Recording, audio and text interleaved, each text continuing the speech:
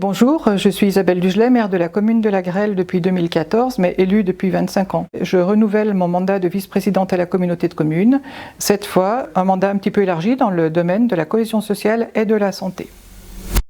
La fonction de maire est vraiment passionnante, mais elle reste vraiment centrée sur le village où on est élu. Au niveau de la communauté de communes, on a un champ d'ouverture beaucoup plus large et cette fonction nous permet de travailler avec de nombreux acteurs qui interviennent sur nos domaines de compétences et pour moi, je considère que c'est vraiment une vraie richesse.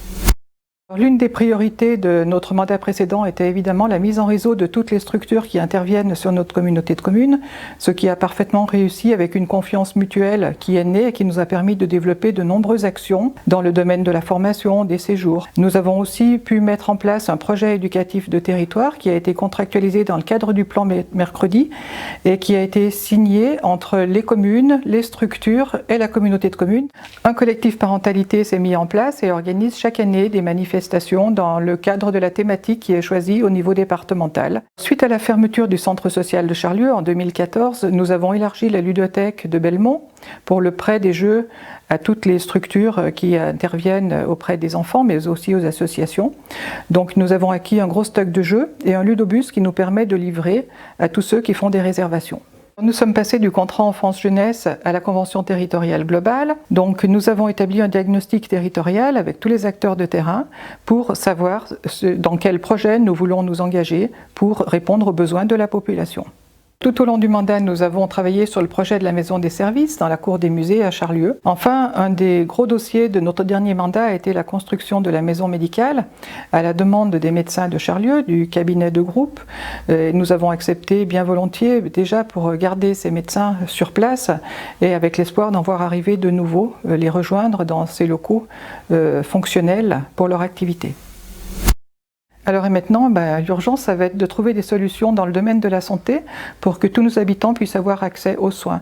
Donc trouver des solutions, ça peut être de la télémédecine sur certains secteurs, déjà pré-identifiés comme Belmont, mais aussi trouver une place en tant qu'élu dans la communauté professionnelle territoriale de santé, donc qui est en cours de travail depuis plus de 2 ans sur le Roannais pour desservir toutes nos communes.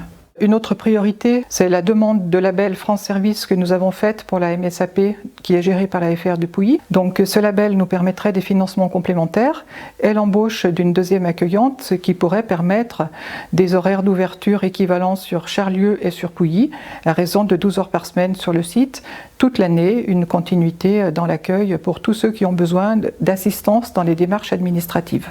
Il va falloir aussi qu'on trouve des solutions pour l'accueil petite enfance, puisque notre nombre d'assistantes maternelles ne cesse de chuter avec les départs en retraite. Donc il va être urgent de trouver des modes d'accueil pour répondre aux besoins des familles. Nous aurons aussi à procéder l'an prochain à l'évaluation de la convention territoriale globale qui est en cours, et aussi définir de nouvelles pistes d'action dans tous les domaines sur lesquels nous trouverons des difficultés.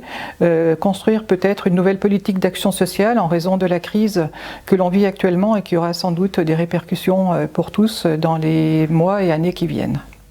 Voilà, 6 ans c'est long, mais 6 ans c'est court aussi. Et donc on ne connaît pas encore toutes les problématiques qui vont s'imposer à nous au cours de ce mandat. En tout cas, on s'adaptera au fur et à mesure pour faire le mieux possible pour répondre aux besoins qui pourraient apparaître.